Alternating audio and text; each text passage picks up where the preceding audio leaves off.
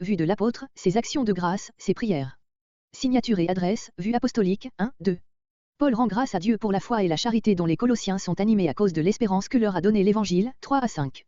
Cet Évangile, destiné au monde entier, est parvenu jusqu'à eux, y porte des fruits, depuis le jour où ils en ont été instruits par Epéphras, qui a donné à l'apôtre connaissance de leur charité, 6 à 8. C'est pourquoi il ne cesse de prier pour eux, demandant à Dieu qu'ils soient remplis de sagesse et d'intelligence, qu'ils se conduisent d'une manière digne du Seigneur, qu'il abonde en bons fruits, en progrès, en force, septembre 2011. Verset 1. Comparez, entre autres passages, Galates 1.1, note.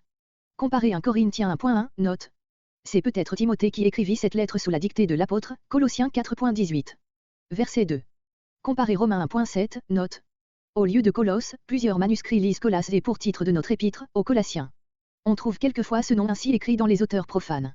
Le texte reçu ajoute, à la fin du verset, avec quelques anciens manuscrits, et du Seigneur Jésus-Christ. Verset 3. Pour cette expression Dieu est Père de notre Seigneur, voir Éphésiens 1.3, note. Ces mots toujours pour vous, se rapportent à la fois aux actions de grâce et aux prières de Paul. Sur cette vive reconnaissance au sujet de ses frères, voir Romains 1.8, 1 Corinthiens 1.4, Philippiens 1.3, 1 Thessaloniciens 1.2, 2 Thessaloniciens 1.3, et sur ses constantes prières, Colossiens 1.3, Romains 1.10, Éphésiens 1.16, Philippiens 1.4-9, 1 Thessaloniciens 1.2. Verset 5. Grec, par la parole de la vérité de l'Évangile, c'est-à-dire, vérité qui est l'Évangile. Le sujet des actions de grâce de Paul, ce sont les vertus fondamentales de toute vie chrétienne, la foi et l'amour, qu'il est heureux de retrouver dans les membres de l'Église de Colosse. Jésus-Christ, le Sauveur, est l'objet de la foi, il leste sans doute aussi de l'amour, mais ici, comme dans Éphésiens 1.15, l'apôtre désigne les saints, comparé 1 Corinthiens 1.2, comme l'objet de cet amour, parce que l'affection toute nouvelle que la foi inspire aux croyants pour leurs frères est le témoignage le plus sûr, le signe distinctif d'une vraie conversion, Jean 13.35. Il ajoute, verset 5, à cause de l'espérance qui vous est réservée dans les cieux, l'espérance est mise ici pour l'objet espéré, le salut, la vie éternelle, Romains 8.24, dont la pleine possession ne nous sera accordée que dans les cieux. Jouir de la présence immédiate de Dieu et du Sauveur, le voir tel qu'il est, lui être semblable, telle est l'attente de l'enfant de Dieu, 1 Jean 3.14, il vit sur la terre dans la foi, dans la charité, à cause de cette espérance qui est son but suprême. Cette espérance, l'homme n'en a connaissance que par la parole de la vérité et spécialement, il n'en a la certitude que par l'Évangile, par la bonne nouvelle du pardon, du salut, verset 5. Verset 6. Si l'on prend cette expression à la lettre, il faut y voir une hyperbole. Mais l'apôtre veut surtout ici désigner l'Évangile comme un trésor appartenant à l'humanité tout entière et qui, par conséquent, devait parvenir aussi aux Colossiens. Il est parvenu jusqu'à vous, aussi bien qu'au monde entier, selon sa destination. La raison pour laquelle saint Paul fait ressortir ici l'universalité du salut et y revient encore à la fin de ce chapitre, versets 23 à 27, déclarant qu'il avertit tout homme et enseigne tout homme, c'est qu'il veut dès l'abord faire opposition au particularisme des faux docteurs judaïsants, qui prétendaient borner au peuple juif les bienfaits de l'Évangile. Il ne faut donc pas voir dans ces mots une hyperbole, car l'apôtre, en les écrivant, savait fort bien que l'évangile n'était point encore, de fait, universellement répandu, mais il savait aussi que cet évangile avait dès ses commencements la destination et la puissance de remplir et de dominer le monde, comparé Matthieu 24.14, et c'est dans cette assurance que Paul exprime prophétiquement cette destination comme déjà réalisée. Also 100. Les fruits que porte l'évangile, grec, il fructifie, ce sont les caractères de la vie chrétienne, la charité, verset 4, les bonnes œuvres, verset 10, de plus, l'évangile augmente, grandit, le texte reçu omet à tort ce mot, soit extérieurement par sa propagation dans le monde, soit dans les âmes qu'il sanctifie. Ce progrès, signe de toute vie, Paul a le bonheur de le trouver dans les Colossiens depuis le jour où ils ont connu la grâce de Dieu en vérité, verset 5, note. L'apôtre emploie un verbe qui désigne une connaissance exacte et il accentue cette nuance en ajoutant en vérité, vous l'avez connue telle qu'elle est réellement. D'autres traduisent, vous l'avez vraiment, sincèrement connu. Le premier sens s'accorde mieux avec la préoccupation de l'apôtre de combattre les faux docteurs, verset 16 suivant, Colossiens 2.8 suivant. Verset 8. Grec, votre charité dans l'esprit. La charité, verset 4, est ici attribuée à l'esprit, Romains 5.5, Galates 5.22, parce que, bien différente des affections naturelles, elle est un fruit de la vie nouvelle que l'Esprit de Dieu produit en ceux qui l'a régénéré. Epéphras est désigné par l'apôtre comme le fondateur, ou du moins comme le principal évangéliste de l'église de Colosse. Il était de cette ville, Colossiens 4.12. C'est par lui que Paul avait été instruit de l'état actuel des églises d'Asie, voyez l'introduction. Il était encore auprès de Paul quand celui-ci écrivait notre lettre. Le beau témoignage que l'apôtre lui donne ici est Colossiens 4.12, Colossiens 4.13, devait le rendre plus cher encore aux chrétiens de Colosse. Verset 9. C'est-à-dire parce qu'il a appris des choses si réjouissantes sur leur état spirituel, versets 4, 8, 9, il se sent d'autant plus encouragé à prier pour eux et à demander plus encore, jusqu'à leur entière perfection. Il va exprimer l'objet précis de ses prières. Être rempli, dans la langue originale, signifie aussi être accompli, parfait et l'on peut traduire aussi, que vous soyez rendu parfait quant à la connaissance. L'apôtre demande à Dieu tout ce qui pourrait manquer à ses lecteurs pour la pleine connaissance de la volonté de Dieu et il faut entendre sous cette dernière expression, soit le conseil de Dieu pour leur rédemption par Jésus-Christ, Éphésiens 1.8-10, soit, en général, ses desseins à leur égard, auxquels ils devaient se conformer par une obéissance filiale de chaque jour. Au reste, ce mot être rempli montre assez qu'il s'agit moins d'une connaissance purement intellectuelle que d'un sentiment vivant de la volonté de Dieu, produit dans le chrétien par le Saint-Esprit, voir la note suivante et comparée, Colossiens 4.12, Romains 12.2, Éphésiens 5.17, 1 Thessaloniciens 4.3. Telles sont les deux grâces nécessaires que Paul demande pour ses lecteurs, afin qu'ils connaissent pleinement la volonté de Dieu. En les qualifiant de spirituels, il montre qu'il les considère comme un fruit de l'Esprit de Dieu dans les âmes. La sagesse, dans le sens du mot original, et surtout le discernement de la vérité envisagée en elle-même, l'intelligence et plus spécialement, dans la vie pratique, le discernement de ce qui est moralement bien ou mal, verset 10, comparé Éphésiens 1.8, note, Philippiens 1.9, Philippiens 1.10, note. Verset 10. D'autres traduisent, croissant par la connaissance de Dieu, celle-ci étant le moyen des progrès spirituels. Cette traduction est conforme à une variante très appuyée et évite une répétition de la pensée du verset 9. Tout ce que l'apôtre demande à Dieu, connaissance, sagesse, intelligence, se résume en cette vie chrétienne, pratique, sainte, agréable à Dieu, progressante, pleine de bons fruits. Dans aucun sens l'évangile n'est un système, les paroles que je vous dis sont esprit et vie. Verset 11. Grec, fortifié en toute force selon la puissance de sa gloire, pour toute patience et toute longanimité, avec joie. Le sentiment toujours présent dans le cœur du fidèle, qu'il peut tout attendre de Dieu et que la puissance glorieuse de Dieu accomplira finalement tout en lui donne un courage invincible, une longue patience dans l'épreuve et le remplit de joie, même au sein des douleurs. Verset 12. Quel sujet d'action de grâce, posséder l'héritage des saints dans la lumière, après avoir été délivré de la puissance des ténèbres, appartenir au royaume du Fils bien-aimé de Dieu, par la rédemption et le pardon qui se trouve en lui. Décembre 2014. Le Rédempteur est, quant à Dieu, son image, le premier-né, quant à l'univers, toutes choses ont été créées en lui, par lui et pour lui, il a préexisté à toutes choses et elles subsistent par lui, quant à l'Église, il en est le chef, l'ayant fondée par sa résurrection, il est donc le premier en toutes choses, toute plénitude habite en lui, 15 à 19. Par lui, Dieu a réconcilié avec lui-même toutes choses, la paix étant scellée par le sang de la croix, et vous qui étiez étrangers, ennemis, il vous a aussi réconciliés par sa mort, pour vous rendre saints devant lui, si du moins vous persévérez dans la foi et dans l'espérance de l'Évangile, 20 à 23. Versets 12 à 23 à la rédemption, divinité du Rédempteur, la réconciliation en lui. Les grâces précieuses que l'apôtre vient de demander à Dieu pour ses frères, comme les immenses bienfaits qu'il va rappeler, verset décembre 2014, doivent embraser le cœur d'une vive reconnaissance pour ce Père dont le nom seul rappelle aux chrétiens tout ce qu'ils trouvent en lui. Rendre de pauvres pécheurs capables d'avoir part à l'héritage des saints dans la lumière, c'est là l'œuvre du Dieu Tout-Puissant. Les termes de ce verset sont évidemment empruntés à l'Ancien Testament, qui nous représente Canaan comme l'héritage du peuple de Dieu, Nombre 26.53-56, Josué 14.2, Psaume 105.11, Hébreux 4.6-11, 1 Pierre 1.4. C'est un héritage dans lequel chacun des saints a sa part. Mais cet héritage est dans la lumière, c'est-à-dire en Dieu, qui est lui-même appelé lumière, parce que la lumière est l'image de la parfaite pureté et sainteté, Jean 1.5-7, à l'exclusion de toute ténèbres, de toute souillure, comparé Acte 20.32, Acte 26.18, Éphésiens 5.5. Verset 13. Voir sur cette puissance des ténèbres et sur son chef en qui elle se personnifie, Éphésiens 2.2, note. Contraste absolu avec l'héritage des saints dans la lumière. Ce royaume, qui est la lumière, est en opposition directe avec la puissance des ténèbres. Les chrétiens vraiment régénérés sont transportés dans ce royaume au Fils de Dieu par leur régénération même, ce règne est des ici-bas au-dedans d'eux, Luc 17.21, et ils le posséderont tout entier dans la gloire. Jusque-là, ils ont toujours à combattre contre la puissance des ténèbres, aussi longtemps qu'il habite ce monde qui en est le théâtre. Le Fils de son amour est une expression qui ne se trouve qu'ici dans les écrits du Nouveau Testament. Ce terme revient à celui de « Fils unique » dans Saint Jean, Jean 1.18. Christ est fils de l'amour du Père, en tant qu'il est engendré de son essence même et qu'il est l'objet de sa dilection ineffable et éternelle. Il fut encore, comme tel, la manifestation de l'amour de Dieu dans ce monde, d'un amour qui le porta à se donner lui-même pour la rédemption des pécheurs. Paul indique évidemment cette liaison d'idées au verset suivant. Telle est l'interprétation d'Augustin reprise par Olsosan. La plupart des commentateurs anciens et modernes, se fondant sur le passage parallèle Éphésiens 1.6, où Paul écrit simplement « son bien-aimé », considèrent cette expression fils de son amour comme synonyme de « fils bien-aimé », celui qui est l'objet par excellence de l'amour divin. Quoi qu'il en soit, ce mot profond signifie aussi que ceux qui ont part au royaume du Fils sont avec lui les objets de l'amour du Père. Verset 14. Comparez Éphésiens 1.7 où se trouvent les mêmes paroles et d'où ont été transférés ici les mots par son sang, que les meilleures autorités retranchent. Avoir la rédemption en lui ne signifie pas seulement qu'elle fut accomplie par lui, nous l'avons permanente en lui jusqu'à la fin des siècles, comme médiateur, il est la source toujours jaillissante de la délivrance et de la vie et celui-là seul qui est en lui y a véritablement part. Olsosan. Le mot rédemption signifie rachat par un prix payé, Matthieu 20.28, et son application personnelle à une âme est avant tout le pardon ou la rémission des péchés. C'est ainsi que Paul explique versets entre 12 et 13. Verset 15. Dans les versets qui précèdent, l'apôtre avait commencé à développer les sujets qu'il traite aussi dans l'épître aux Éphésiens, savoir l'œuvre de la rédemption et son application aux païens. Il y revient bientôt après, versets 20 et suivants. Mais ici il insère quelques paroles de la plus haute importance sur la divinité du Sauveur, sans doute pour réfuter les idées erronées que les faux docteurs s'efforçaient de répandre parmi les chrétiens de Colosse et qui tendaient à substituer au seul médiateur une série d'êtres intermédiaires auxquels Christ était subordonné, voire l'introduction. La position unique de Jésus-Christ, son unité d'essence avec Dieu son Père, fut en tout temps et sera toujours la pierre d'achoppement de la sagesse de ce monde. Aussi notre passage lui-même, versets 15 à 17, a-t-il subi les interprétations les plus diverses, selon que les exégètes admettaient ou non l'ensemble des enseignements de la révélation. Il faut remarquer d'abord que l'apôtre envisage ici Jésus-Christ dans ses rapports. Avec Dieu, verset 15. Avec le monde, versets entre 16 et 17. Avec l'Église, versets 18 et suivants. Ensuite, qu'il est oiseux de discuter, avec les exégètes, la question de savoir si Paul parle du Christ historique, pris dans son apparition sur la terre, ou du Christ glorifié, ou du Christ parole éternelle, envisagé dans sa préexistence. Un simple regard sur les versets 14, entre 17 et 18 prouve que tous ces aspects s'unissent dans la pensée de l'apôtre qui dit et répète, il est toujours, partout, ce qu'il est en lui-même. Ainsi il est l'image du Dieu invisible, parce qu'il est la manifestation réelle, accessible du Dieu qui, hors de lui, ne saurait être ni connu ni contemplé, car il est évident qu'il ne faut pas prendre dans un sens physique ces termes visibles ou invisibles, se rapportant à Dieu.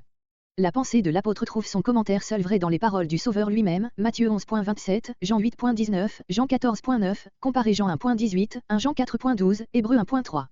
Toute l'Écriture proclame cette vérité, Dieu est invisible, inaccessible à l'homme, 1 Timothée 1.17, 1 Timothée 6.16, et il s'est manifesté en son Fils bien-aimé.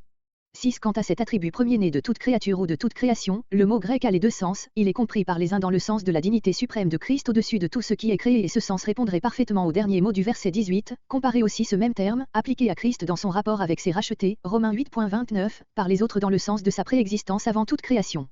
Ainsi l'ont expliqué les pères de l'Église et cette interprétation trouve aussi un garant dans notre passage, verset 17, il est avant toute chose. L'ensemble de notre passage doit faire préférer cette interprétation. L'expression premier-né désigne en tout cas Jésus-Christ comme le Fils engendré de Dieu et le distingue nettement de la création elle-même. On comprend, toutefois, que les Ariens, les Sociniens et tous les adversaires de la divinité de Christ aient cru pouvoir s'appuyer de ce passage. Car il faut avouer, dit Olsosan avec la candeur qui le distingue, que ces mots, dans le sens purement grammaticien, peuvent signifier que Christ est lui-même mis au rang de la création. La possibilité d'entendre ainsi ce terme ressort du verset 18, où, premier-né d'entre les morts, signifie évidemment que Christ lui-même a été parmi les morts. Mais l'ensemble de notre passage parle d'une manière si décisive contre cette interprétation, qu'on est nécessairement conduit à en adopter une directement opposée. En effet, au verset entre 16 et 17, l'apôtre nous montre en Christ celui par qui et pour qui toutes choses ont été créées, celui par qui elles subsistent, verset entre 11 et 17, celui qui est alors que rien encore n'existait, comment donc serait-il lui-même simplement un anneau de la chaîne des êtres créés qui lui doivent l'existence? La raison de ces termes, premier-né de la création suit immédiatement après, c'est qu'en lui ont été créées toutes choses, et c'est de la même manière qu'il est appelé le premier-né d'entre les morts, parce qu'en lui nous ressusciterons tout. Calvin. En effet, il faut remarquer que la première particule du verset suivant, parce que, indique la raison des termes que l'apôtre vient d'employer. Verset 16. En lui ne doit pas être confondu avec par lui, comme le font nos versions ordinaires, en se fondant sur un hébraïsme. L'apôtre distingue clairement ces deux termes, voire la dernière note sur ce verset. Par lui pouvait désigner simplement la cause instrumentale de la création, en lui indique que la puissance créatrice repose dans le Fils de Dieu. Dieu l'a déposé en lui, Dieu qui est l'auteur premier de la création, mais qui n'opère que par le Fils, son organe vivant et personnel. C'est pour cela que l'apôtre ne dit pas que le Fils a créé toutes choses, mais que toutes choses ont été créées en lui, et que, d'autre part, il dit que toutes choses ont été créées non pas seulement par lui, instrument passif, mais en lui, qui concourait librement à cette œuvre créatrice. Comparez cette parole de Saint Jean, en lui était la vie, Jean 1.4, et cette parole de Jésus, comme le Père a la vie en lui-même, ainsi il a donné au Fils d'avoir la vie en lui-même, Jean 5.26. Être créé en lui exprime la même réalité intime et vivante qui se retrouve dans la personne de Christ à d'autres égards, être élu en lui, Éphésiens 1.4, justifié en lui, Galates 2.16, vivifié en lui, 1 Corinthiens 15.22, réconcilié en lui, 2 Corinthiens 5.19. Ce terme désigne partout, à la fois, la médiation et l'agent, l'œuvre et la personne qui l'accomplit, parce que ces deux choses, en Christ, sont inséparables. Le ciel et la terre, les choses visibles et les invisibles renferment tout l'univers, tout ce qui est créé. L'apôtre insiste sur le monde invisible des intelligences, comme dans Éphésiens 1.21, comparé Colossiens 2.10, Colossiens 2.15, non seulement parce qu'il a le plus d'importance à ses yeux, mais probablement par un motif qui convenait à son but actuel. La pensée que Dieu aurait choisi un ange pour créer le monde et l'homme en particulier, était admise par plus d'un théologien juif du temps, aussi bien que par les docteurs judaïsants dont Paul tient à réfuter les erreurs. De là une vénération pour les anges qui pouvait facilement conduire à une sorte de culte idolâtre, Colossiens 2.18. Mais que le Fils de Dieu soit déclaré l'agent tout-puissant de la création, celui en qui par qui, pour qui ont été créées toutes choses, les plus sublimes intelligences elles-mêmes, aussitôt sa divinité est établie, ces intelligences redescendant au rang qui leur appartient, une distinction absolue est tracée entre la créature et le Créateur, que le paganisme naturel au cœur de l'homme tend sans cesse à confondre. En même temps, cette doctrine donne à l'homme, créé à l'image de Dieu et racheté par celui qui l'a créé, une dignité infiniment plus élevée. Ramené dans la communion de son Sauveur, il est, par là même, en communion avec le Dieu souverain, créateur du ciel et de la terre. Malgré la différence d'expression, il existe ainsi, quant à la chose même, la plus parfaite harmonie entre la christologie de Jean et celle de Paul. Les termes d'image du Dieu invisible, de premier-né de la création, ne se trouvent pas dans Saint Jean, mais c'est lui qui déclare qu'on peut contempler dans le Fils toute la gloire du Dieu que nul n'a vu, que le Fils est, l'unique né du Père. Et de même ces paroles de notre verset 16 correspondent parfaitement à celles de Jean, toutes choses ont été faites par elle, la parole, le logos, et rien de ce qui a été fait n'a été fait sans elle. Also 100. Après avoir dit que toutes choses ont été créées en lui, Paul ajoute par lui. Le premier de ces termes indique la source toujours existante de la puissance créatrice en Christ, le second exprime son action créatrice au dehors et relativement aux créatures appelées à l'existence. Mais il y a plus, toutes choses ont été créées pour lui, c'est-à-dire que Christ est, dans son unité avec Dieu son Père, le but suprême de la création, qui est tout entière pour sa gloire, comparé Romains 11.36, note. Aucun terme ne saurait rendre d'une manière plus absolue la pensée que Christ est Dieu, existant de toute éternité, un avec le Père. Verset 17. L'apôtre réitère ici expressément son affirmation de la préexistence de Christ avant toute chose. Il aurait pu dire avec Saint Jean, Jean 1.1, il était avant toute chose, mais comme, au lieu de faire, avec cet évangéliste, l'histoire de la parole éternelle, il embrasse du regard la permanence de l'être en Jésus-Christ, il dit, il est. Mais il ajoute ici un attribut divin de la plus haute importance, non seulement toutes choses ont été créées par lui et pour lui, mais elles subsistent en lui. La puissance et l'action créatrice dont il est la source sont essentielles à la conservation de l'univers, qui, abandonné à lui-même, rentrerait dans le néant. Il porte toutes choses par sa parole puissante, Hébreux 1.3. Verset 18. Après avoir exposé la nature divine de Christ, son rapport avec Dieu le Père, puis avec la création et la conservation de l'univers, l'apôtre passe à un autre domaine où le Fils de Dieu occupe également le premier rang, c'est l'Église. Il y passe sans transition, bien que sa pensée suppose les grands faits de l'incarnation et de la mort du Sauveur. Il le proclame d'abord chef, tête, de l'Église, probablement avec une intention polémique contre ceux qui ne retenaient pas le chef, Colossiens 2.19. L'Église est désignée, selon une image que l'apôtre affectionne, comme le corps de Christ, dont il est la tête ou le chef, 1 Corinthiens 10.17, 1 Corinthiens 12.12, 1 Corinthiens 12.27, Éphésiens 1.22-23, Éphésiens 4.15-16, Éphésiens 5.23, comparé ci-dessous verset 24. Dans l'Église qui est une création nouvelle, comme dans l'autre création, Christ est le commencement, par lui et en lui a commencé une humanité nouvelle, une vie nouvelle dont il est la source, le type premier d'où tout dérive. Cette grande pensée, exprimée par un mot encore vague, et précisée par un autre terme qui nous place au centre même de l'œuvre de Christ, c'est par sa résurrection, c'est comme premier-né d'entre les morts, comme, les prémices, 1 Corinthiens 15.20, que Christ a été le commencement. Sa résurrection, victoire sur le péché et la mort, devient la résurrection et la vie de tous ses frères, auxquels il a ainsi frayé le chemin de la mort à la vie. Le mot premier-né n'est donc pas employé ici dans un sens absolument différent du verset 15, seulement la Christ est représenté comme l'origine de la création matérielle, ici comme l'origine de la création nouvelle, comparé Romains 8.28, Hébreux 1.6, en sorte qu'en toute chose il est le premier et le dernier, c'est en lui que nous devons chercher toutes choses, la vie, le salut et c'est à lui que tout doit être soumis. Verset 19. Ces mots donnent la raison, car, de ce qui précède et prépare ce qui est dit ensuite de la réconciliation du monde, qui suppose la divinité du Sauveur. La pensée de l'apôtre, exprimée dans ce verset, revient plus explicite Colossiens 2.9, voyez la note, la plénitude qui habite en Christ est la plénitude de la divinité, et par là même la plénitude de tous les dons divins nécessaires pour la réconciliation du monde, comparé sur ce mot d'une profonde signification Éphésiens 1.23, Éphésiens 3.19, Jean 1.16. Faut-il voir ici déjà, comme au chapitre suivant, une intention polémique contre les fausses doctrines d'un gnosticisme naissant. Dans ces systèmes, on entendait par le mot de plénitude le règne de la lumière divine, abîme d'où émanaient des forces qui se personnifiaient pendant un temps en certains êtres, pour retourner ensuite dans cet abîme de la divinité. Aux yeux des faux docteurs de ce temps-là, c'est l'une de ces forces divines qui aurait habité en Christ, erreur à laquelle l'apôtre opposerait cette déclaration, formulée plus complètement encore Colossiens 2.9.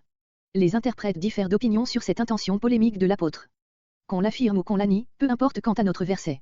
La profession de la divinité de Christ que Paul fait ici est le fondement du christianisme et elle peut toujours être opposée aux erreurs qui se renouvellent sous des formes diverses. En ajoutant qu'il a plu à Dieu, terme non exprimé dans le texte original, mais clairement sous-entendu comme sujet de la phrase, que la plénitude de son essence habita en Christ, l'apôtre fait remonter jusqu'au conseil éternel de la sagesse et de l'amour de Dieu l'apparition de son Fils dans notre humanité pour y créer une vie nouvelle par la réconciliation du monde avec Dieu, verset 20. Verset 20.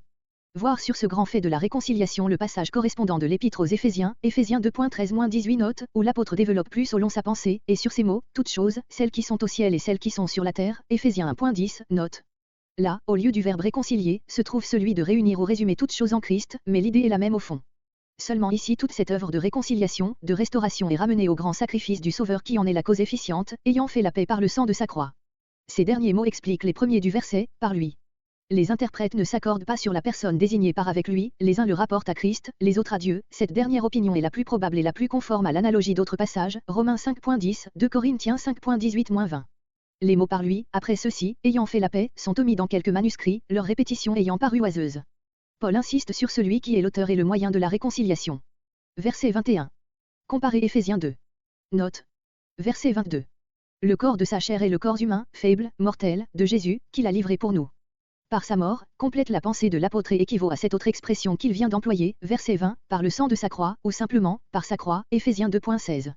Le rapprochement de ces termes si fréquents, si multipliés sous la plume des apôtres et auxquels ils reviennent toutes les fois qu'ils veulent exposer la cause efficace du pardon des péchés ou de la réconciliation de l'homme avec Dieu, prouve avec la dernière évidence qu'ils voyaient cette cause dans l'acte suprême de la vie du Sauveur, sa mort sanglante sur la croix.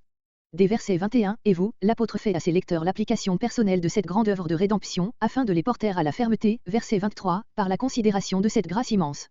Comparez Éphésiens 5.27, Éphésiens 1.4. Le premier fruit de la mort de Jésus-Christ pour le croyant, c'est sa réconciliation avec Dieu, le pardon des péchés, en d'autres termes, la justification. Mais ces actes de la grâce divine, en introduisant l'homme dans une vie nouvelle, qui résulte de sa communion avec Dieu, produisent infailliblement en lui, par degrés, un autre fruit de l'œuvre du Sauveur, la sanctification du cœur et de la vie tout entière. Ces deux côtés de l'action de la grâce sont inséparables et là où le dernier ne se réalise pas, le premier ne peut être qu'une illusion. C'est donc à tort que plusieurs exégètes ont cru retrouver dans ces paroles simplement la pensée d'une justice imputée aux pécheurs, que Paul exprime fréquemment ailleurs et non la justice et la sainteté inhérente à l'âme du croyant. Bien que l'ensemble du texte pût conduire à cette interprétation, les termes emportent évidemment toute l'œuvre du salut et en dépeignent les deux faces corrélatives. Les mots « vous faire paraître devant lui » montrent que l'apôtre a en vue le jour du jugement, où seront manifestés les secrets des cœurs. Par conséquent devant lui doit s'entendre de Christ, qui sera alors le juge et qui est d'ailleurs ici le sujet de toute la phrase. Verset 23. Il y a, entre l'assurance du salut que professe l'apôtre et cette manière conditionnelle de parler, une contradiction que la logique ordinaire ne peut concilier, mais qui trouve sa pleine justification dans le cœur de l'homme et dans la vie pratique. Comparez Philippiens 2.12, Philippiens 2.13, note. Quelle que soit l'œuvre de la grâce, la responsabilité de l'homme ne peut jamais cesser ni s'affaiblir. Au contraire, plus le salut est tout entier de Dieu, plus cette responsabilité devient sainte et redoutable. Il y a souvent dans l'homme, même dans l'homme régénéré, un dernier fond d'indolence et de lâcheté et chez plusieurs une fausse sécurité, auxquelles il faut que la parole fasse sentir l'aiguillon de la vérité, en répétant fréquemment, celui qui persévérera jusqu'à la fin sera sauvé, ou, comme le fait ici l'apôtre, si du moins. Le mot ne vous laissant point détourner, grec, ébranlé de manière à être séparé, montre les effets que l'apôtre attendait de l'action des faux docteurs. L'espérance de l'évangile est celle que cet évangile seul donne à l'homme pécheur, Colossiens 1.5, Colossiens 1.27, Romains 5.2, Éphésiens 1.18, Éphésiens 3.7. Comparez verset 6, note. L'apôtre ajoute ces mots sur son ministère, soit parce qu'il aime à le rappeler comme le plus grand honneur que puisse avoir un homme pécheur, Éphésiens 3.7, Éphésiens 3.8, soit pour faire sentir aux Colossiens, par opposition aux faux docteurs, qu'il est bien un envoyé de Dieu. C'est dans le même sens qu'il parle de ses souffrances et insiste sur la sainteté et la grandeur de sa vocation apostolique, versets 24 et suivants. Il faut observer ces trois motifs de rester ferme dans la foi à l'Évangile, vous l'avez entendu, vous en êtes responsable, il est universel, Paul, le grand apôtre des gentils, en est le serviteur. Verset 24. Serviteur de l'Évangile, 23, l'apôtre se réjouit de ses souffrances par lesquelles il accomplit les souffrances de Jésus-Christ pour l'Église, Dieu lui a confié cette administration du grand mystère de miséricorde, caché longtemps, maintenant manifesté et dont la gloire resplendit même parmi les païens, Christ en nous, notre espérance, 24 à 27. C'est lui seul que Paul annonce à tous les hommes pour les présenter parfaits au dernier jour, et c'est à quoi il consacre ses travaux et ses combats, selon la force que Christ lui donne, 28, 29. Versets 24 à 29 Paul ministre de l'Évangile auprès des païens. Maintenant. L'apôtre est saisi par le contraste entre sa position actuelle de prisonnier et sa fonction de serviteur de l'Évangile, mais cette position même ne l'empêchait pas de remplir cet apostolat auprès de ses lecteurs. Ces souffrances qu'il endurait pour eux ne leur offraient-elles pas un puissant motif de demeurer ferme dans la foi. Verset 23, comparez Éphésiens 3.1 et Éphésiens 3.13. Grec, je remplis entièrement les manques des afflictions de Christ dans ma chair pour son corps, qui est l'Église. Monsieur Rillet traduit, je supplée, dans ma chair, à ce qui manque aux souffrances de Christ. Ce passage est un des plus profonds qui se trouvent dans les épîtres de Paul. Il faut d'abord écarter avec soin toutes les interprétations superficielles ou fausses, qui seraient en contradiction avec les enseignements les plus clairs de l'Écriture. Au nombre des interprétations superficielles viennent se ranger celles qui consistent à rendre les afflictions de Christ par ces mots, afflictions endurées pour l'amour de Christ, pour sa cause, ou encore, des afflictions semblables à celles de Christ, provenant des mêmes causes et dont il resterait à Paul à remplir une certaine mesure, ce qui manque encore pour avoir achevé sa tâche, ou enfin, certaines épreuves spéciales qui ont manqué aux afflictions de Christ, comme la prison, etc. Parmi les interprétations fausses, il faut signaler celle qui tendrait, de quelque manière que ce soit, à conclure de ces paroles de l'apôtre, qu'il a manqué quelque chose aux souffrances personnelles de Christ pour notre salut et que l'homme peut y ajouter un complément quelconque. Celle qui attribuerait aux souffrances du chrétien un caractère expiatoire, soit pour lui-même, soit pour les autres. On sait, en effet, l'usage que le catholicisme a cru pouvoir faire de ce verset isolé de l'ensemble du Nouveau Testament est mal interprété. Quel en est donc le sens? Et d'abord, que signifient ici les afflictions de Christ? Par ses souffrances, Christ a vaincu le péché, le monde, la mort, par ses souffrances, il a été consommé, grec, il a atteint la perfection, Hébreux 2.10, Hébreux 5.9, pour lui-même, comme homme et pour tous ses rachetés, auxquels il a frayé le chemin de la gloire. Maintenant ceux-ci le suivent dans la voie où il a marché, Romains 8.17, 2 Corinthiens 1.5, mais 7, communion de ses souffrances, Philippiens 3.10, n'est plus une imitation extérieure, il demeure et vit en eux, ils sont son corps, dont il est la tête, et comme son esprit lutte, prie, soupire, s'attriste en eux, Romains 8.25, Romains 8.26, Éphésiens 4.30, lui-même souffre en son corps qui est sur la terre, il est persécuté dans ses membres, Acte 9.4, Acte 9.5, ceci porte son opprobre, Hébreux 11.26, ils sont, participants de l'affliction et de la patience du Christ, Apocalypse 1.9, bien plus, ils sont faits une même plante avec lui dans sa mort, ils meurent avec lui, Romains 6.5-8, 2 Corinthiens 5.14, 2 Corinthiens 5.15, ils portent toujours, partout, en leur corps la mort du Seigneur Jésus, 2 Corinthiens 4.10. Ainsi les souffrances des fidèles sont bien les afflictions de Christ, mais ces afflictions dans son corps, qui est l'Église. Jésus sera en agonie jusqu'à la fin du monde, il ne faut pas dormir pendant ce temps-là. Pascal.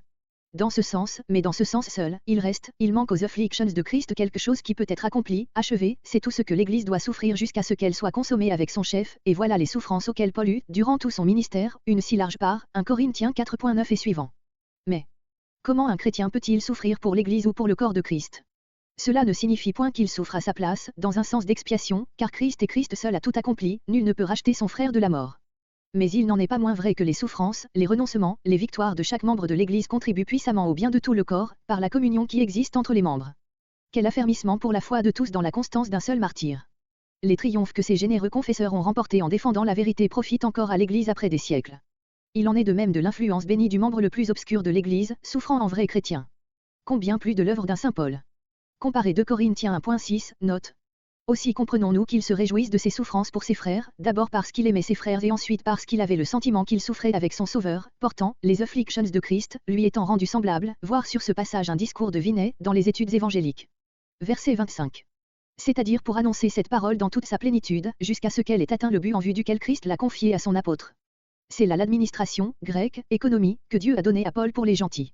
Il ne faut pas, avec Calvin et d'autres, entendre ce mot dans le sens beaucoup plus vaste où il est pris dans Éphésiens 1.10, mais dans le sens ordinaire d'une administration confiée à un économe. Paul désigne par ce terme son apostolat, comparé 1 Corinthiens 4.1, 1 Corinthiens 9.17, 1 Corinthiens 1.7. Verset 26. Voir sur ce mystère caché aux générations précédentes et maintenant manifesté Éphésiens 1.9 et surtout Éphésiens 3.4-9, note. Les saints ne sont pas seulement les apôtres et prophètes, comme dans Éphésiens 3.5, mais les chrétiens en général. Verset 27. Voir Éphésiens 3.16-19, note. Ces mots, qui est Christ en vous, doivent se rapporter à toute la phrase qui précède, la richesse de la gloire de ce mystère, c'est Christ en vous, Christ, sa personne, son œuvre, c'est là tout l'évangile. Les mots rendus par en vous peuvent signifier aussi parmi vous, c'est-à-dire, comme l'apôtre vient de l'exprimer, parmi les païens.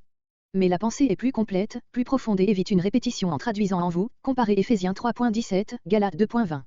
D'ailleurs, ce n'est réellement que quand Christ vit en nous, qu'il est pour nous l'espérance de la gloire, comparez Colossiens 3.3, Colossiens 3.4. La condition glorieuse, décrite par ces paroles, fait avec l'état précédent des païens un contraste dont l'apôtre est saisi, ils étaient, sans Christ, n'ayant point d'espérance, Éphésiens 2.12, maintenant, Christ en eux est pour eux l'espérance de la gloire. Comparez 1 Timothée 1.1, Romains 5.2. Verset 28. Ce n'est pas seulement pour combattre le particularisme juif que l'apôtre insiste tant sur ce mot tout homme, mais parce qu'il ne croyait pas avoir rempli sa tâche aussi longtemps qu'il n'avait pas instruit et averti chacun de ceux sur qui pouvait s'exercer son ministère, comparez Acte 20.31. Au reste, le but de la prédication est de conduire tout homme à la perfection. Mais cette perfection est tout entière en Christ et quiconque est en lui sera conduit à ce glorieux but par le seul développement de la vie de Christ au-dedans de lui. C'est là la sagesse souveraine à laquelle Paul emprunte toute lumière, il n'en connaît point d'autre. Il faut remarquer encore sur ce verset qu'il y a une intention polémique contre les faux docteurs dans ces premiers mots, lui, et lui seul, que nous annonçons. Que ces termes, présentés tout homme, sous-entendu, à Dieu, reportent la pensée au jour du jugement, aussi bien que ces mots, l'espérance de la gloire, verset 27. Paul présentant à Dieu, en ce jour solennel, une âme immortelle avertie, instruite par lui, c'est une grande pensée, effacée par nos versions ordinaires qui traduisent, rendre tout homme parfait. Verset 29. Ce n'est qu'à force de travaux et de combats que Paul pouvait atteindre le but indiqué, verset 28. Quel argument pour exciter la confiance et le zèle de ses lecteurs. Voir aussi Colossiens 2.1. Mais toutes les fois que l'apôtre parle de lui-même et de son œuvre, il se montre saintement jaloux d'attribuer toute sa puissance à Christ à qui il en rend gloire, verset 28. De plus, l'église de Colosse, en danger d'être séduite par de faux docteurs, devait comprendre que cette puissance divine qui agissait en saint Paul était un sceau de Dieu, apposé à son apostolat, comparé Éphésiens 3.20.